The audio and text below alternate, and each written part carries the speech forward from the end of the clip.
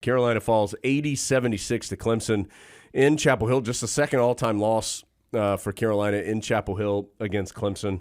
And Adam, as we talked about in the Rapid Reactions podcast, this game was defined in the first 5 minutes and the last 5 minutes. Carolina absolutely sleptwalked through the beginning of this game, and Clemson took full advantage of it. This was not like the Pitt game when Carolina didn't play very well early and was down 6-0. Clemson was 7 of its first 8 from the field, 3 of 3 from 3. They led it 15-2 and 17-4 early on. So they led by 13 early, eventually led by as many as 16. Carolina cut it down to 9 at the half. Tar Heels work all the way back, and it was hard work to work all the way back to tying it up at 70. And then the Heels just don't execute in the last 4 or 5 minutes of the game after tying it up. Had some turnover issues there at the last couple minutes, which is hard to say in a game where you only had 6. But they had 3 of them in a 4-possession stretch, which unfortunately were huge. Clemson, once it was 70-70, scored the next 7 points and ended up winning 80-76. Adam, there are some larger picture things to talk about, like Carolina's shooting and some other stuff, but really that first sequence and the last sequence were what this game was all about. And also, let me quickly, that does a disservice to Clemson a little bit. I thought Clemson played well in this game. After the really hot start offensively, Carolina was much better defensively the rest of the way, but Clemson made timely baskets. Carolina would cut it down to 3, and Clemson would hit a 3. The Tar Heels would get it down to 6, and Clemson would get a bucket and a foul. And so they always made – they didn't shoot it great, Clemson, after the beginning, but they made key baskets really throughout the entire game. Well, and a lot of those key baskets came on second chances. I think Carolina won the overall rebounding battle. Yes, by 1, 43-42. But Clemson got all the ones that mattered, especially in that last 5 to 7 minutes. P.J. Hall and Ian Shefflin, Carolina just couldn't keep them off the glass, and they did a very good job turning those into second chance points and important second chance points, whereas Carolina was just getting the one shot, oftentimes errant, and then not getting the rebound or else not turning it into points. That was a big part of it, but that first stretch also obviously a big part of it. Clemson made 7 of 8, 4 or 5 of those probably open looks that you feel reasonably confident about making because the Tar Heels just were about half a step slow. And you start out half a step slow against a team that needs this win in order to fortify their NCAA tournament resume. You're going to find yourself down 15-2, and Carolina did. Yeah, I mean, look, it's pretty – and we talked about this on Tuesday. On Tuesday's show. There was the very real possibility of Carolina felt so good about what it did on Saturday against Duke that it was going to come out and not look very good. And Hubert Davis said he didn't think that was going to happen. And now Coach Davis is very positive, obviously. But I think also and has now been brought out there. I mean, it was not a good practice for Carolina on Monday, which was they did practice on Sunday, but Monday was really the full practice that the Heels had. It wasn't a good practice. I thought Carolina, even in warm-ups and just the building, just the whole vibe was a little off and sluggish, and it felt that way at the beginning of the game. So I don't, on one hand, Adam, I'm not surprised that happened. Now, again, credit to Clemson for taking it to the extreme, taking extreme advantage of it. And yet, having said that, this is a veteran group. And so you would have hoped that maybe Carolina was a little more equipped to avoid those issues, but clearly the Tar Heels did not. Yeah, I mean, it is a veteran group, and I think we talked about this, but I can't remember if it was on the air or off the air. It's not a veteran group that's had very many wins like Saturday. No, yeah, that's right. And doesn't really have the experience. Even the older guys like a Cormac Ryan, you didn't win many games like that at Notre Dame. Harrison Ingram didn't win many games like that at Stanford. So just they don't necessarily have the experience of what it's like to do that on Saturday and then come back and know that you're playing an absolutely desperate team on Tuesday. Who's a tournament team, like a good team. who had to shoot 1 of 18 when you beat them before in order for you to have a chance to win. And they're probably not going to do that again, which unfortunately they didn't. And so just unable to muster it all back up together. And you add in the factor of not having Seth Trimble, which I do think played a role in the game. It's not the reason Carolina lost, but it did play a role. Now, the Tar Heels did get a nice little boost from Paxton Wojcik. Yes.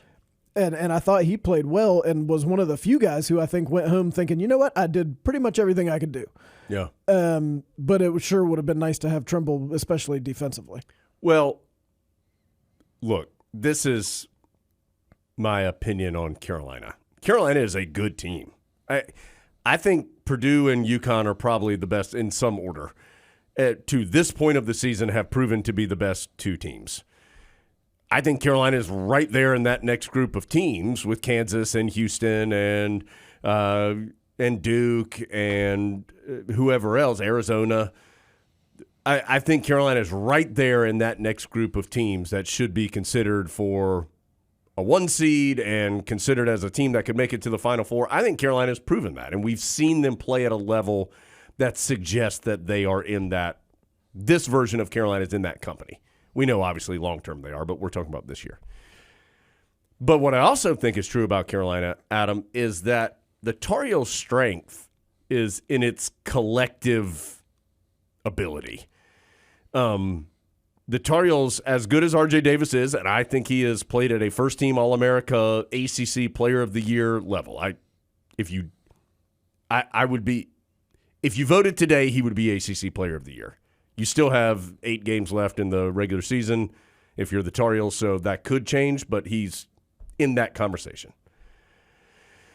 But the Tar Heels, there isn't Antoine Jameson or Vince Carter or whoever you want to pick. Like, there's not like this one dominant guy who is going to make it all happen or is just better than everybody else on the floor. This team reminds me a little bit more in that regard of like the 17 team of like its strength and its quality was in how well it all went together. And Adam, I think you saw that without Trimble. And I bring all of that up to say like every piece is really important for this team. And when it doesn't have one of those pieces, it affects it to a dramatic way. And so it will be important for Carolina. It always is, but it will be important for this Carolina team to stay healthy, to stay out of foul trouble. They need all their pieces to be good. But when they have all their pieces, they're very, very good. And when they don't, it gets out of balance. Like it does, yes. I thought Tuesday was one of the only games this year where it felt like R.J. Davis was maybe trying to do just a little bit too much. Absolutely. And that hasn't happened hardly ever, but I think he felt like he had to because just things were out of weight. And that's what happens, and I wouldn't expect that to happen tomorrow because that's not the kind of year he had. That's the exception this year rather than the rule. Adam, I do think we need to bring up Carolina's ability to shoot the ball. It was something that last year was a massive issue for the Tar Heels. They just didn't shoot it very well. And they had some games that would pop up where they did, but on the whole, the Tar Heels did not. This team is a better shooting team than last year's team.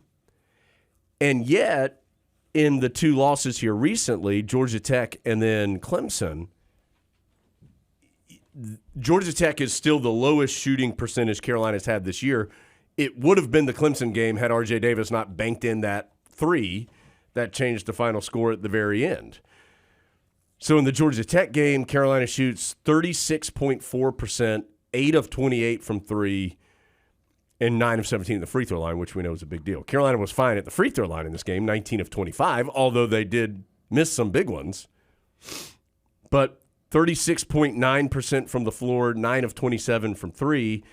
And in those 2 games, Cormac Ryan, Adam, was a combined 4 of 24 from the floor and 3 of 16 from three-point range.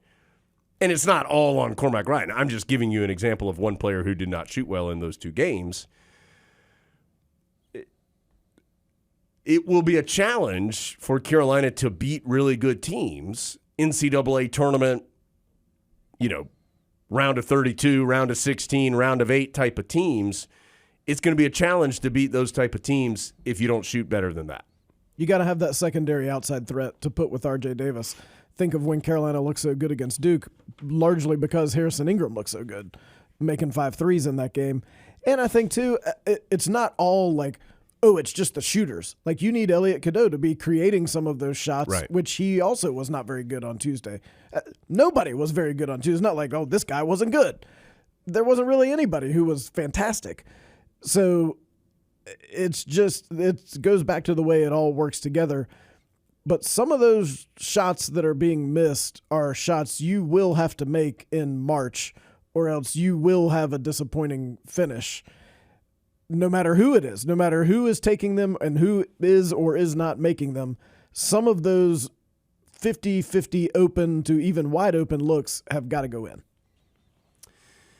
Bacot was solid in this game, 24 points, 13 rebounds. Scary moment with Harrison Ingram where it looked like, just the initial reaction looked like he may be injured severely from his reaction, and there wasn't contact when he got shaken up, but then he came back in the game, thankfully, and seemed to be okay and hit a big shot after he returned.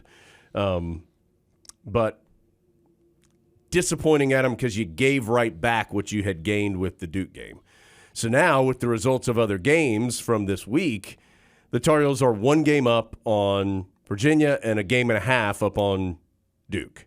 And the only reason there's a half in there is Duke has already gone through its sequence where it didn't play a game in one of the weekly rotations. Carolina hasn't had that yet. And remember, you only play Virginia once, and it's at Virginia. So really, you're a game up, but essentially you're even, because if you lose that game, then Virginia has the tiebreaker on you. So you've given back what you gained, and as we've said multiple times, it does not get any easier. At Miami, at Syracuse, Virginia Tech, at Virginia. Those are the next 4 games. 3 of them on the road, and all of them will be a challenge. Yeah, this is a tough stretch for a league that supposedly is not that good, and Carolina's going to have to play better than it played on Tuesday, and I think they're well aware of that, and practices this week probably drove that point home.